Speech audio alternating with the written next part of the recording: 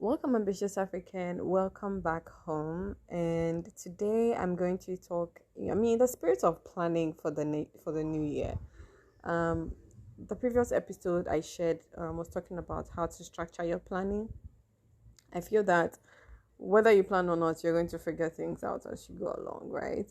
But it's just good to send you some reminders so that your blind spots are covered as much as possible because you know you can only plan. Whatever happens at the end of the day would not necessarily always go to plan, but it's just good to get started with something. So regardless of that, in the spirit of planning, I am dedicating today's episode especially to you if you're planning to shift or transition your career into something that you currently don't work in. So COVID has happened, a lot of things has shifted for you personally and professionally, and you are in this space where you're exploring different things you could do as work. Then this episode is really for you. Stick and stay, I'll be right back.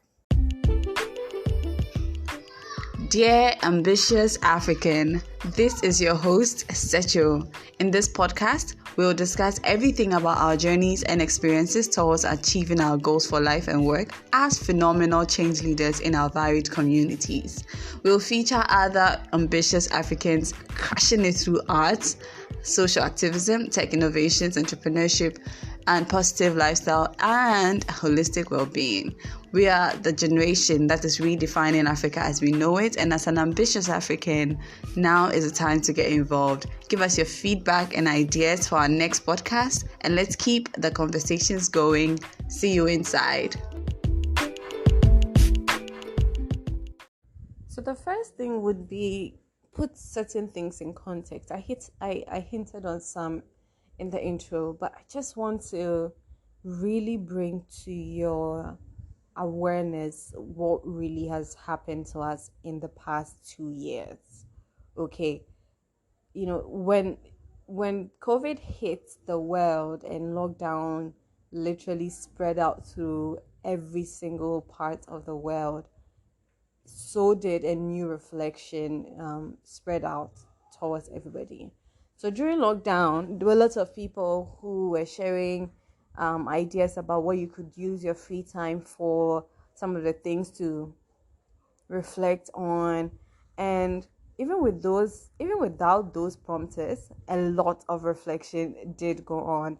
For most people who had jobs or families or other responsibilities, many of us tend to look at our life, at our journeys, and feel like, what would I want to do differently when the world opens up and, things are getting active? Like, how do I bring meaning back into my busyness? And that reflection has gone on, you know, if I could say simultaneously across the world. Many people have gone back to school, many people have resigned from jobs, many people are switching their jobs, many people are deciding not to work any longer. Many people's terms and requirements for jobs or for work opportunities have also shifted. People are becoming more aware about what they can exchange their time and effort for, and they're trying so much to guard a lot of that. If that hasn't been your situation, whether COVID hits or not, maybe you lost your job, you felt more clueless, more confused about where next you're taking your life. Guess what? It is really a good thing to have happened, because now you get to decide what you want to do going forward. And as we're going into 2 years, within the pandemic or after the pandemic, I don't know how we're going to call it, but it's been 2 years since living with a virus or living with a pandemic. And so there has been some adaptation really that has really happened. And as you're thinking through changing, one career path to another, I just wanted to set this context for you to know that you're not the only person who is feeling this way. Maybe I'm just putting words to those things you can't just place your finger on, but that is the context I want to set for today's conversation. Now, in this conversation, I'm going to share three things that you should probably plan or include in your objectives for next year if you're transitioning to a new career. The first would definitely be, be very detailed about what you really want. Be detailed about what you want, be detailed about what you don't want. I literally had, this beautiful opportunity to speak to one of my mentors, and I was telling her, all these things I wanted to do, all these skill sets I had learned even during the pandemic. And I was like, ooh, it has opened a new opportunity for me. I want to explore those. And, she was also telling me how right in the middle of the pandemic, she quit her job without anything to fall on. And yet she knew specifically what she wanted, if the next job came. So she wrote, where she wanted to live, which state in the US she wanted to live. She wrote how far she wanted to be away from her kids' school, the nearest supermarket, the nearest hospital. She was so detailed, literally. She also wrote how much she was, open to earning, and literally reset her priorities as she was looking for a new role. And mind you, she didn't have this opportunity knocking before she quit. She quit because she felt it was time to move on to something else, and she was just giving herself some break time before she moved on to the next thing. And with that break time, that's what she did. She was very specific with what she wanted, what her non-negotiables would be when a new job came along that she didn't necessarily plan for. And so I would want to pass that information to you, or pass that tip to you, that you want to be specific. What kind of jobs are you looking for? What kind of roles are you looking for? What kind of working conditions are you looking for? Are you looking for remote? Are you looking for blended or hybrid? Are you looking for full-time, in-person or in-office role? What kind of, how much do you want to be paid? What, in terms of range, how much are you willing to be paid? What are some of the things you are willing to compromise? What would the ideal job situation look for you? Like, how are you feeling? You just imagine yourself, smiling through this job, or whatever this career path is. I'm just going to use job to signify or symbolize the entire career decision. So you want to be very specific with what you want, and then be specific with what you don't want. Now, oftentimes you think that once you share what you want, it just seeps out what you don't want. So the chances are, if you don't really spell out what you want, you wouldn't be able to tell between the good and the great, or the good and the good. So you would have had this list, but then something else will come, and then you're comparing, like, ooh, actually all these things I wanted, I didn't know if I wanted them. Maybe I should just move on to this side. It's best to have clarity on what you want and what you don't want, so that once you are making compromises, you know what room you are playing with, and which compromises you are really open to making. Now that I have that out of the way, I want to talk about the second thing that I would want you to really pay close attention to. The second thing I want you to take away from this podcast is, as you're transitioning into a new career, you are going to still have to start from, the basics. But the catch is, you're not starting from the basics from scratch. No matter what you have done in your past in terms of work, it is still good experience that has transferable skills into this new career you're bringing, or you're introducing yourself to. And so the basics might not necessarily be basics from scratch, but it might just be like, let's say 50% basics for you. And that is where you want to understand the phases in transitioning. Now, there are different phases in transitioning. According to me, there's literally the learning, the spending, quote unquote, and then the earning, stage. The learning is when you're just snooping around for resources, trying to know what skills you need to transition into this new skill or new career. What are the opportunities there? You're just feeling, what this could look like, So that's a learning space. Now you have to spend in terms of money or effort. So that's when you might want to take an internship role. You might want to take the course. You might want to, just spend your time or your money or your effort or something to investing in yourself as you prepare for this career switch. And then earning is when you get to practice all these things that you've learned, you successfully transitioned, and then now you're earning from this new skill, or you're in this career that is paying off. Now it takes a long time for one stage to go. Sometimes all the phases can happen concurrently. I'll tell you about my example, okay? So during senior high, I worked a bit as a content what would I call it? I think I would just be I worked as somewhat of an editor through content um researcher for a high school magazine. At the time I was one of their volunteers, and I loved the work I did there, but I didn't think much of it.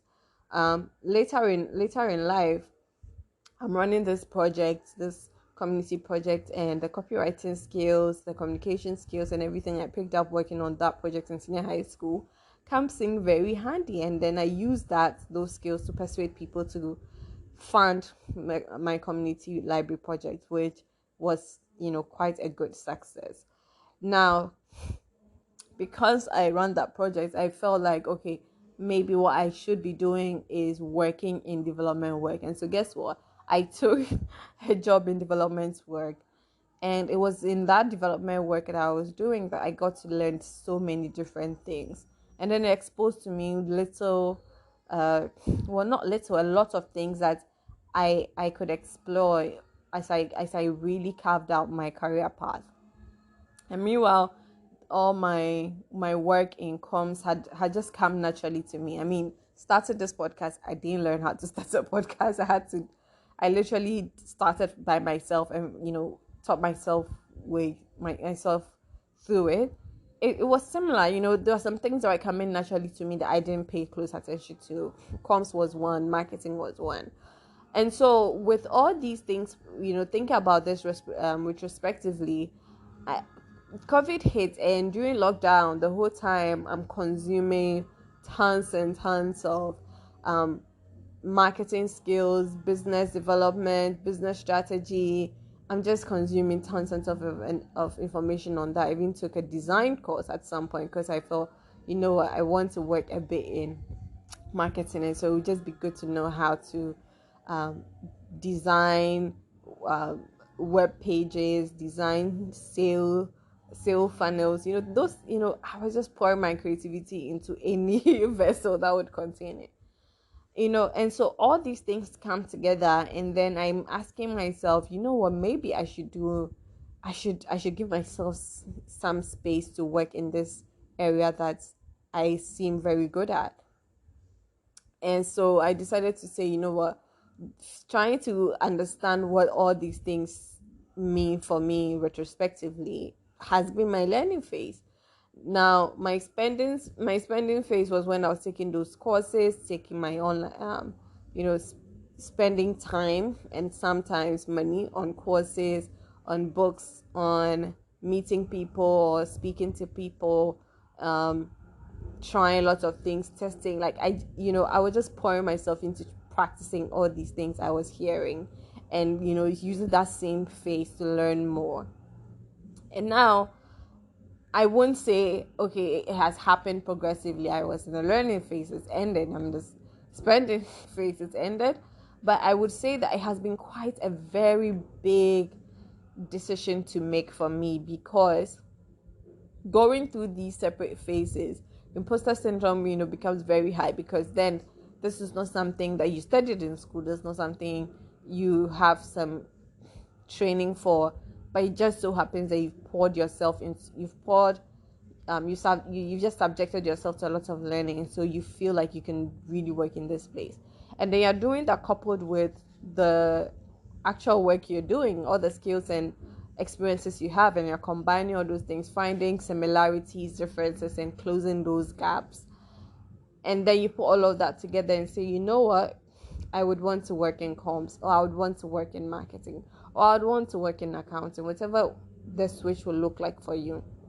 Now you are in this phase where you're looking for jobs, you're looking for internships, you're looking for places where all these learnings you have, coupled with experience you have from your past career you feel can be, pivotal to the success of that industry. And so because you have fresh eyes, fresh perspectives, and then some leverage on what the industry requires, you want to, share those learnings and experiences with them and go and literally shift those industries.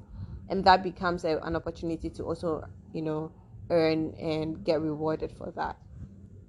But so why am I sharing this? I'm sharing this because it's a struggle. I'm just literally trying to convince you that it's going to be a struggle. You won't have it easy. I think you already know that. So just be prepared to go through the phases. Be patient with yourself. Try as much as possible to give yourself time to really, experiment, to test these ideas out, and find the best fit for yourself. The best fit for yourself. And then the last tip I would say, the last tip I would add would be, don't shy away from being involved in communities of the career you're pushing yourself into. So one, get mentoring, get find people in the space you want to go to, and get to understand what goes on in that industry. Ask them what they think you should do to make your transition easier. What are some of the red flags to watch out for? How can you navigate your entire experience? And if there are meetings and community engagements or meetups happening around these topic areas you are very much interested, pour yourself in those. Go to them, get to have an understanding of how people in those industries think and assess problems, and bring on board your own external fresh eyes from a different industry to say, oh, you know what, you guys have been looking at this through a very colored lens. I get to bring some fresh perspective to shift things a bit and stretch it beyond its potential. Would you listen to me, or would you consider it? And that would really be an amazing thing to do. So for me, I did a lot of learning. I did a lot of courses. I did a lot of testing those things on my own business. Trying to transition my on-site sewing business to an online business. That's a whole different podcast. But those were some of the things I was experimenting. All these things are learning. I was just experimenting them on the different businesses that I ran or the side hustles I had, right? And then seeing if it works, especially my copywriting skills, which I can talk about later. But I just gave myself patience to go through these kind of opportunities and then learn for myself how I can be of value at the earning stage. So as you're planning next year, I really want you to be on the lookout for communities that can expedite your transition to these new careers. I really also want you to look out for, the specifics of what you really want. At this point, most people are thinking about having more time to relax, to enjoy their life, to meet people, to travel, whilst not worrying about money. So people are exploring ways they can make money passively. So you have to decide for yourself what kind of life you want. Do you want to work for some time, take a break for some time, and then go back to work, or start your own thing? Be very clear.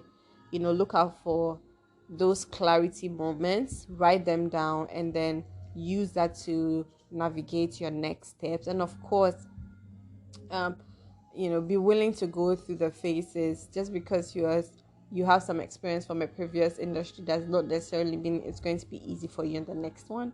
Just pour yourself in those. If you think you want to go back to school to help you transition, go ahead.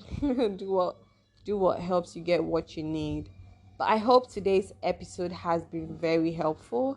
Please let me know if you did find it helpful, and I'll be very, very, very excited to hear from you.